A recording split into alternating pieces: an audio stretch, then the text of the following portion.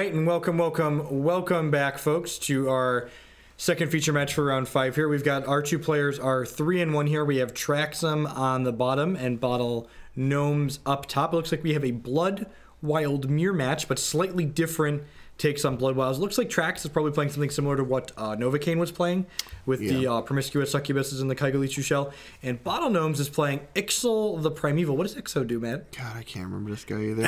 I just don't know any of the draft champions. Sacrifice a troop, target opposing troop gets -2/-2 permanently. So sort of kind of pseudo removal on there. We see an Underworld Crusader, probably similar style of decks here, even though they're playing different champions. Yeah. I mean, he has Bride of the Damned sleeves, though, so what's the chances, you think? The Damned in there? Probably 100%? Worth noting here that Novocaine deck doesn't appear to have the card Underworld Crusader in it. So if Trax is playing a similar configuration, that Bottle Gnomes might have a leg up here because Underworld Crusader is very good in these grindy mid-range matchups. That's true. Klutz, I have good news for you. Get your bingo cards, ladies and gentlemen. A Cottontail Explorer has put 3 cards into... And let's be honest, Cottontail Explorer only ever misses when you really need the shard. We're gonna miss this. Is this game over now? Never mind. We got a second one. We could go back to back on these. We could go back to backs on these. I feel like the back to backs is a good line here. If we go back to back, we're gonna have a concession right away, I think.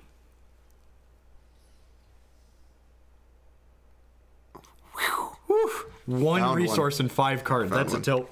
Normally, you don't feel as bad when, the first one bricks, the second one finds 2 resources. Yeah, you feel okay. You're like, it's like the law of averages, correct, right? Yeah, so. It's just like, all right, there were 2 resources and 6 cards. We just chunked them up. Underworld Crusader coming down here, just going to provide a variable brick wall here. Get those bingo cards ready, folks, because we might get a Hero Fall Underworld Crusader out of this hand. This could feel good. Is that a winner for you, Klutz, if they Hero Fall as Underworld Crusader? It's not a winner, but I do get a dot. I'm still feeling good about win via Berry. This is... Are you going to luck out? Are we going to luck out of this one? 0% chances the other Underworld Crusader doesn't come down, right? Oh, never mind. He drew a Blight Knight. Yeah, we got Blight Knight now. I like this attack. You could see Bottle Gnomes has Strangle in their hand. Yeah. So if they chumped with the Promiscuous Succubus, we would have been able to kill the thing it targeted. Oh, it's your life now, I think. You see a Lord Blightbark come down here. Card we have yet to see today. 2/2 unique troop. Whenever a troop enters play under your control, trigger its Death Cries. So you get your Death Cries as deploy triggers in addition to Death Cry. Yeah, we haven't seen that card. It was. Uh-oh. Oh, nope. Wrong again. Man, just like the biggest teeth ever. Klutz has his bingo stamper in the air here. Yeah. Anyways, back to Lord Blightbark for a second. That card was really powerful for a few weeks there. It was in the Lasgar's metagame, right? When all of your troops were dying to their powerful sweeper, you needed to make sure you were getting Death Cry value out of them. It was great. Just Underworld Crusader just hammering victory home again and again and again. Yeah. And the Strangle is going to get him here. You see, so gross. We see the block. We're going to see this Promiscuous Succubus trigger triggered here. We're going to see a Strangle come down. Really bad spot for Trax here. Yeah, that hurts really bad. You try and leverage so that maybe your card can do stuff, and you can hopefully get a Carnal Demon out of it. And then when you get blown out by something like a Hero Fall or some sort of quick speed action, it feels really, really bad. Culmination. Yeah, this one might end the game. Ooh, this is greedy. Do we hit 2 troops? We bricked out another rabbit. We were wrong. Trax was your rabbit in this race, Klutz. We had a second Cottontail brick of the day. What kind of troops does Trax have in the crypt here? Is there anything going on besides? We have no Seekers. We have Raw Pugging. And then there's a Grounds Creeper too. I was trying to find a way to get these Underworld Crusaders off the table. Yeah, because this is a problem. This is a powerful smash here. This is a resource, but we're gonna get to cycle it. Yep. That one we're gonna play out. This is a really big problem. Why would we hold our shard? I guess you already have a champion activation anyway, so. Yeah, this is. Another Succubus. But now they get to use the Ixo here, right, on the Cottontail. Kinda. Yeah, I think we're gonna see this block try and make a Carnal Demon again here, which, that seems good. If they could stabilize this board with the 6/6, if Trax sets a shard for this Rotten Rancor, we're gonna be in a good spot. Wow, that's a good one too. That's a shard that makes an extra chump blocker. And we have a ground. Oh, we have a grounds creeper too. Yep. So the grounds creeper gets the battle, and we get to make a Carnal Demon. Yeah, we're gonna kill this and then make a 6/6. Oh, this is gonna be really nasty. And then like we're gonna get another 6/6 later. This game has shifted completely. I think Trex, if we were one of those games that was silly enough to put an advantage bar on our screen, it would flip way over to Trex at this point. Yeah, this game might be over here. Wow, that was Just wild. Shard after shard after shard out of the Ixo deck here. So now getting this Cottontail Explorer off the table is really bad. Yep. It feels horrible now. One of the things worth noting here is that Ixo was basically down a resource this game, right? Like they just don't have a champion power essentially because their champion power is not good in this particular matchup and it hasn't lined up well on any of these boards. So like Trax has had extra resources to work with because they're playing Kagu and they're not playing Ixo as the champion. Yeah, wow. Wow. This game got completely turned. Why did we strangle now? Huh. It feels like a poor timing on the strangle sequencing. We could, if we wait on the strangle, not only do we not get attacked by the Carnal Demon this turn, but potentially we could deny them their grounds creeper tree. I agree, yeah. Wow. We're taking an extra 6 ball here that we don't need to take. Only a 10. Goodness. It'll be lights out pretty quickly for Bottle Gnomes, it looks like. Yeah, wow. Oh, and we get to Grounds Creeper on this. I forgot how good Grounds Creeper plus Rudy Hierophant is for a little while here. This is nasty. Novagain's configuration here that Trax is playing is very, very powerful. It's doing strong things. So brutal. I don't think there's a card. His resource definitely doesn't do it. The 4 resources in hand aren't going to do it? Not going to pull it through. And again, like, had Bottle Gnomes been playing Kagu, they would have just drawn 2 more cards that game effectively with the champion activation. Yeah, that was pretty wild right there.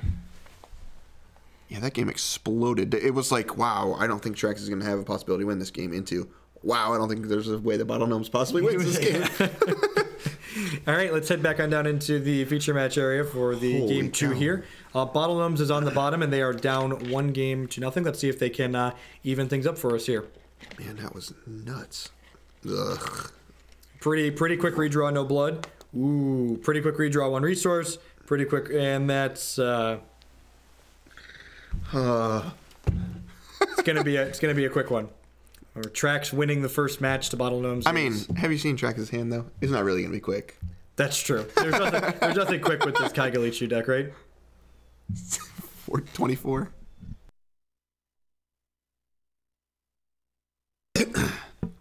All right. I mean, Fentio's a card. Good. That's a card that can steal this game, right? So now we just need a non-slow resource. Non-slow resource. We get to stick this Fentio. And have her out to victory. I mean, yeah, Trax has no removal.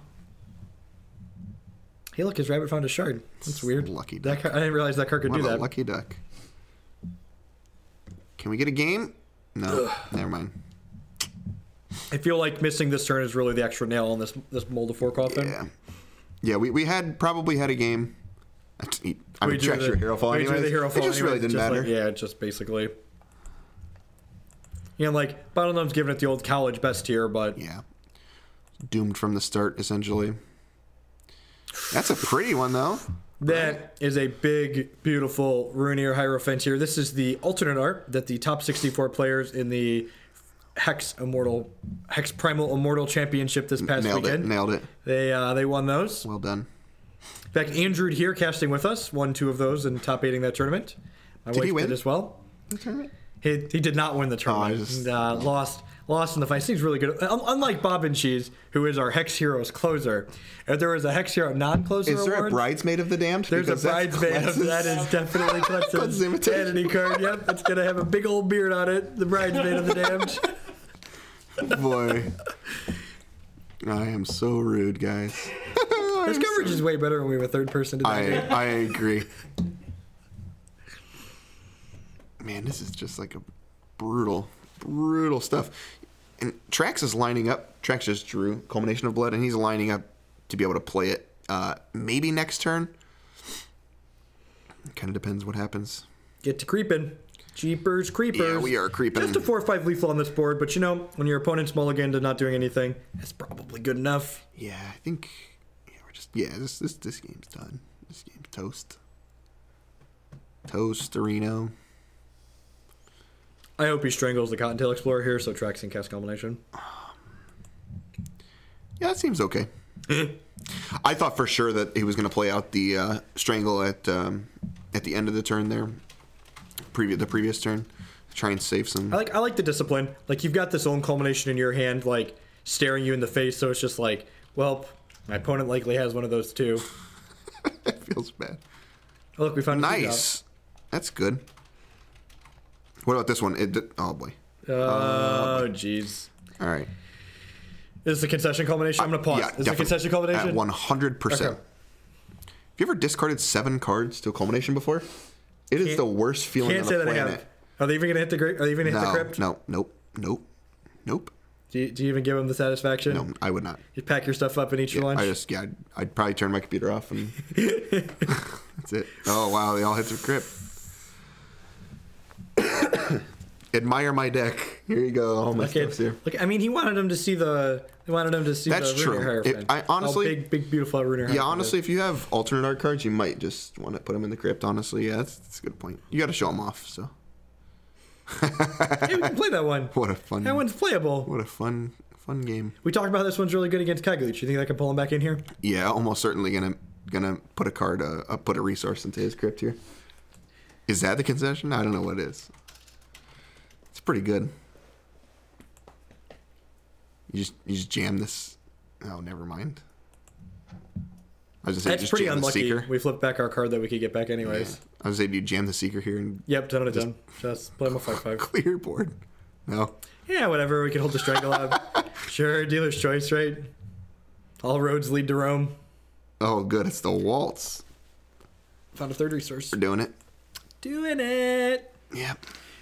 Womp, womp, womp. That was an exhilarating one. Alrighty, that was, sometimes TCGs happen. These games have variance by design, and that's definitely, one of the things that's kind of interesting about a game like that, it's pretty easy to write off and say, well, we got really unlucky and we mulliganed a lot. But another point that you want to consider when you're looking at games like that too is that maybe we're supposed to keep that 5 or that 6 card hand with that 1 resource in it and hope to just draw a couple of resources. Because when you're taking redraws, the thing you often want to weigh is what's more likely to happen. Am I more likely to win with a 4 card starting hand, or am I more likely to draw a couple of resources and let this 5 card hand pan out? Yeah, I think we saw kind of in game 1 how important each and every single card / resource that you had counted as the longer the game went. So maybe you keep a riskier 6 and hope to draw out of it. I liked the quick redraw on the 7, but I might pause on the 6 and definitely the 5 and just be like, okay, what are we doing? Like, what's my 4 that wins this? I agree. At any rate, stay tuned. We're going to have some round 6 action coming up here momentarily, and then 3 rounds of single elimination before we crown a winner on today's Hex Bash, folks.